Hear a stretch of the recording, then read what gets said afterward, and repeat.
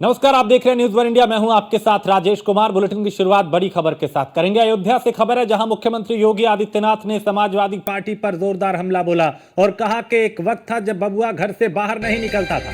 बबुआ 12 बजे सोकर उठता था। माफिया, गुंडे और बदमाश तांडव करते थे। यूपी में हर बड़ा माफिया समाजवादी पार्टी से जुड़ा था। तो समाजवादी पार्टी के माफिया गरीबों का राशन हड़पते थे। यूपी में माफिया के मुताबिक सरकार चलती थी और सपा को रामकृष्ण की धुन पसंद नहीं थी। तो वार पलटवार का दौर जारी है। मुख्यमंत्री योगी आदित्यनाथ ने समाजवादी पार्टी और अखिलेश यादव पर जोरदार जुबानी हमला बोला और कहा कि इनके कार्यकाल में माफियाओं का बोलबाला था। सरकार माफियाओं के मुताबिक चलती थी। समाजवादी पार्टी को राम और कृष्ण की धुन पसंद नहीं थी। तो सीएम योगी आज यहां पहुंचे और सब संबोधित करते हुए कई बातों का जिक्र किया और अखिलेश यादव पे निशाना साधा। बबुआ अपने घर के बाहर नहीं निकलता था। बबुआ 12 बजे सो के उठता था और प्रदेश की जनता पिसती थी। माफिया समानांतर सरकार चला करके अराजकता और गुंडागर्दी का एक और तांडव करते थे। दूसरी तरफ मुस्लिम तुष्टीकरण की हद को पार करते हुए पर्व और त्योहारों में भी इन्होंने किस कदर अराजकता फैलाई थी, किस कदर अराजकता फैलाई थी। होली हो या दीपावली, रक्षाबंधन हो या शिवरात्रि, रामनवमी हो या जन्माष्टमी, इन पर्व और त्योहारों को इन्होंने बैन कर दिया था। बबुआ अपने घर के बाहर नहीं निकल।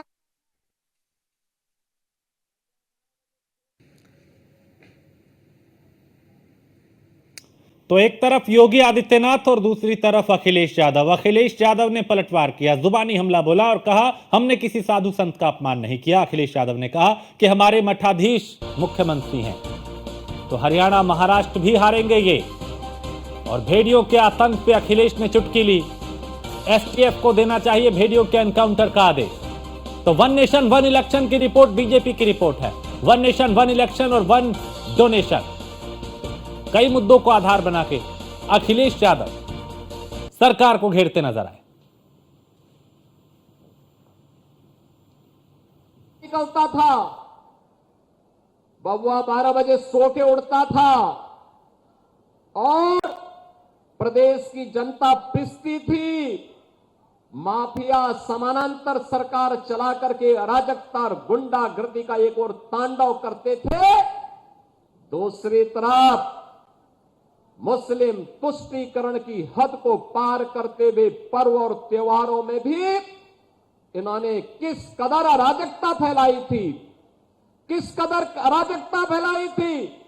होली हो या दीपावली, रक्षाबंधन हो या शिवरात्रि, रामनवमी हो या जन्माष्टमी, इन पर्व और त्योहारों को इन्होंने बैन कर दिया था। वादियों ने और खासकर मैंने कभी किसी संत, किसी अपने महंत, किसी सन्यासी के बारे में कुछ नहीं कहा। अगर उनको लगता है कि वो शब्द ऐसा है जिसका भाव वो किस रूप में ले रहे हैं, तो हम तो ये कहेंगे कि हमारे उत्तर प्रदेश के मुख्यमंत्री नहीं है, वो मठाधीश मुख्यमंत्री हैं। और फिर मठाधीश मुख्यमंत्री से उम्मीद भी क्या करोगे आप? इसी तरह की भाषा की उम्मीद करोगे? तो यहां वार पलटवार लगातार जारी है। उत्तर प्रदेश की 10 विधानसभा सीटों पर उपचुनाव भी होना है। तो अखिलेश यादव ने भारतीय जनता पार्टी पर जुबानी हमला बोला। एक तरफ योगी आदित्यनाथ और दूसरी तरफ अखिलेश यादव। बयानों के बाण एक दूसरे पर चलाए जा रहे, निशाना साधा जा रहा है। अखिलेश ने तो यह तक कह दिया कि ये हरियाणा भी हारेंगे और महाराष्ट्र भी हारेंगे। भेड़ियों के आतंक पे चुटकी ली और कहा कि एसटीएफ को एनकाउंटर का ठेका देना चाहिए। छुट्टा जानवर यूपी में बड़ी परेशानी है, इस बात का जिक्र भी अखिलेश ने किया। तो सरकार अब भी गंभीर नहीं जंगली जानवरों को लेकर, तो बुलडोजर सोच से उभरना होगा। सरकार को गरीब के साथ भेदभाव नहीं करना चाहिए। अखिलेश यादव ने इस बात का जिक्र भी किया। और इन दिनों जो जंगली जानवरों का आतंक कई जिलों में है, उसको लेकर भी कटाक्ष किया, उसको लेकर भी सवाल उठाए, उसे लेकर भी जवाब मांगा।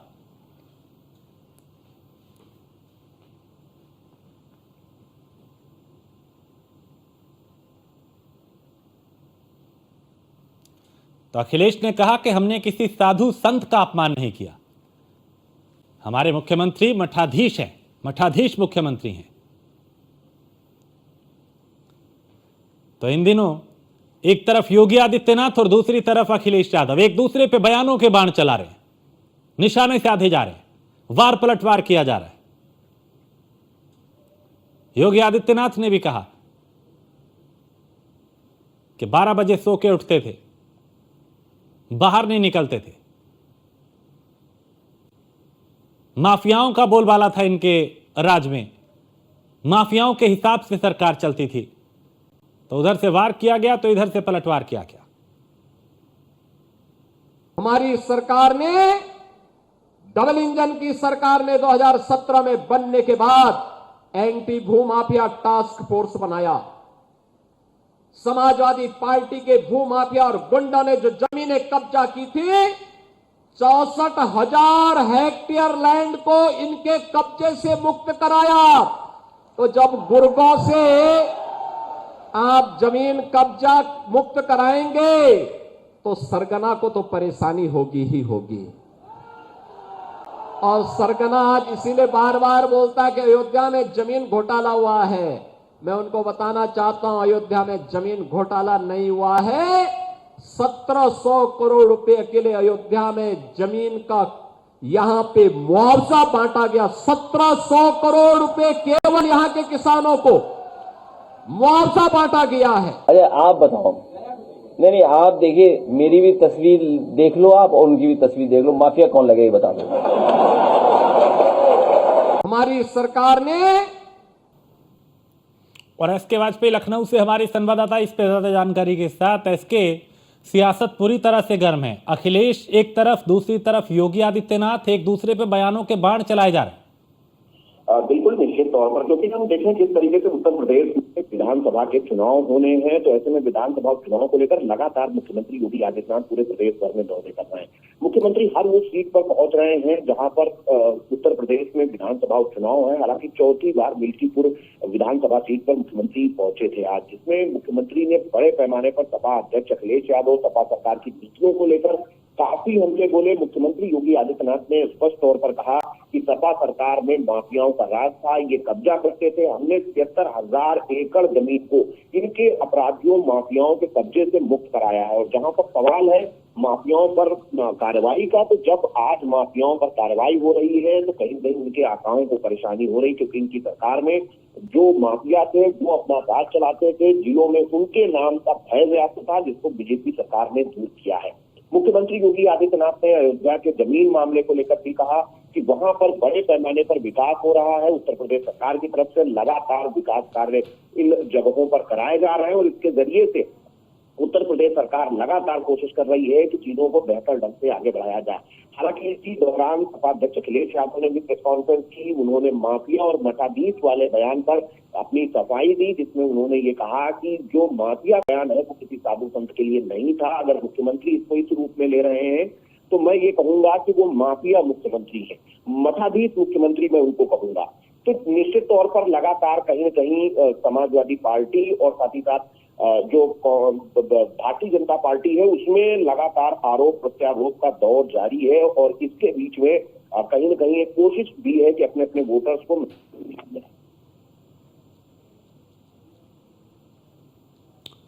बिल्कुल, तो एसके बता रहे थे कि कैसे इसके क्या मायने हैं। और सामने चूंकि चुनाव है विधानसभा का, 10 उपचुनाव 10 सीटों पे, उसको लेके मिल्कीपुर पहुंचे मुख्यमंत्री योगी आदित्यनाथ ने। अगर उधर वार किया तो उस तरफ से भी पलटवार हुआ है। तो सियासत पूरी तरह से गर्म है।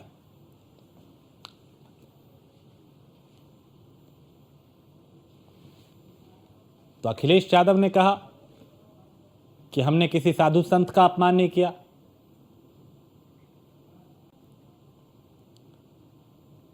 और दिनेश शर्मा पूर्व मुख्यमंत्री हैं, राज्यसभा सांसद हैं, उनसे बात करते हैं। दिनेश जी, अखिलेश यादव ने जो कहा, चूंकि कई मुद्दों को आधार बना के वो योगी आदित्यनाथ पे हमलावर रहे हैं, मठाधीश को लेकर भी उनका बयान चर्चा में है, आपका इस पे रिएक्शन? मैंने क्या कहा अगर आप बताएंगे तो रिएक्शन देंगे। इससे पहले उन्होंने कहा था कि मठाधीश और माफिया में फर्क नहीं। जी, तो अध्यक्ष मठ का अध्यक्ष होना तो पुण्य का काम है, तो गोरखनाथ मठ के अध्यक्ष हैं, ये सौभाग्य की विषय बात है। अगर कोई मठ का अपमान करने वाला कोई है तो ये सनातनियों का देश है, इसमें मठ का सम्मान एक परंपरा है, और उसको अगर कोई तोड़ने की बात करता है तो मैं समझता हूँ जनता इसको पसंद नहीं करेगी। क्या ये सोची समझी रणनीति है क्या अखिलेश यादव की? क्योंकि ना सिर्फ अखिलेश बल्कि इंडिया गठबंधन के कई नेता कभी सनातन को लेके, कभी हिंदुत्व को लेके, कभी साधु संतों को लेके इस तरह की बयानबाजी करते हैं। नहीं, अभी उन्होंने चुनाव में जो क्या है, जो थोड़ी बहुत सीटें जीत गए, उससे मैं समझता हूँ अहंकार अपनी सीमा को तोड़ रहा है, और ये जनता जनार्दन है, वो सब जानती है, और उसको पता चल चुका है कि झूठी अफवाहें उड़ा के इंडी गठबंधन ने वोट लिए हैं।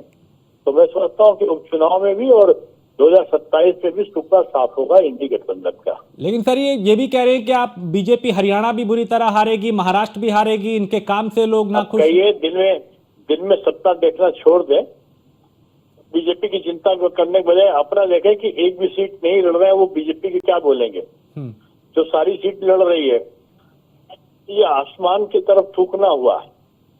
अपना तो कोई समाजवादी पार्टी तो एक भी सीट लड़ नहीं रही है, और कांग्रेस भी आपस में लड़ रही है।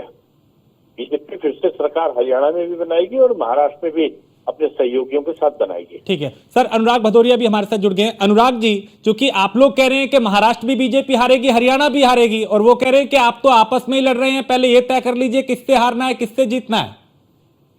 देखिए, वो बहुत सम्मानित नेता हैं और वो अच्छी तरह जानते हैं जब उन्हीं को सही सम्मान नहीं दे पाई भारतीय जनता पार्टी तो दूसरों की क्या बात करें।